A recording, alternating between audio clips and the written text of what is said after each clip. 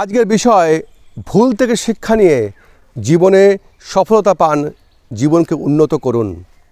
Thomas Alva এডিসনকে জিজ্ঞাসা করা হয়েছিল, আপনি জীবনে ভুল করেছিলেন?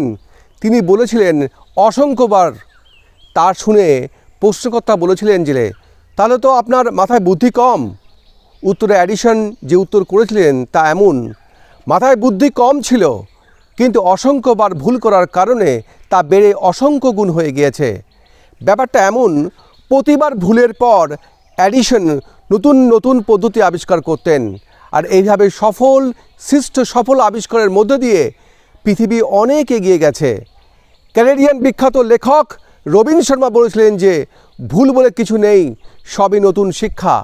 এবং বিজ্ঞানী আলবার্ট আইনস্টাইন বলেছিলেন যে কেউ যদি বলে যে কখনো ভুল করেনি, তার মানে সে কখনো চেষ্টাই করেনি। How to change A life বইটি একবার দ্বিতীয় সংস্করণের নামে ভুলে how to change a wife হয়ে বেরিয়েছিল, এবং তারপর তা বেস্ট সেলার। কথায় আছে, মাঝে মাঝে ভুল বলো না হলে তুমি বুঝতে পারবে না লোকে তোমার কথা শুনছে কি না।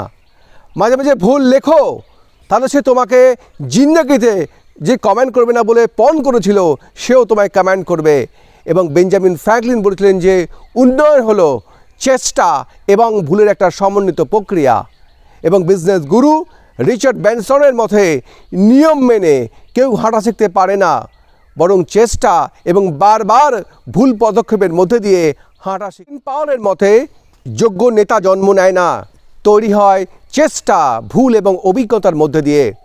অন্যতম সেরা ক্রীড়াবিদ মাইকেল জর্ডান বলেছিলেন যে আমি অসংখ্যবার ভুল করেছি এবং ফেইলও করেছি, বলেই আমি আজ সফল। হেনরি ফোর্ড বলেছিলেন যে ভুল হলো একমাত্র সুযোগ, যার মাধ্যমে নতুন করে শুরু করার আগে আরও সুযোগ পাবেন। কথায় আছে, সত্যিকার মানুষ কখনো নির্ভুল হতে পারে না। যদি সব কিছু নির্ভুল থাকে তাহলে তুমি কখনোই কিছু শিখতে পারবে না। কলম মানসিকতায় মানুষগুলোকে নিজেকে নির্ভুল ভাবে, তাই কলম দিয়ে সুন্দর চিত্র হয় না।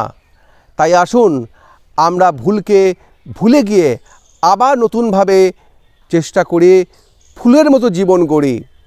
ড্রিম অ্যাচিভার্স এইচপিএস গ্রুপকে আপনি চ্যানেলটিকে অবশ্যই সাবস্ক্রাইব করুন, লাইক করুন এবং শেয়ার করুন, এবং ডান দিকে দেওয়া বেল আইকনে প্রেস করুন। থ্যাংক ইউ, ধন্যবাদ।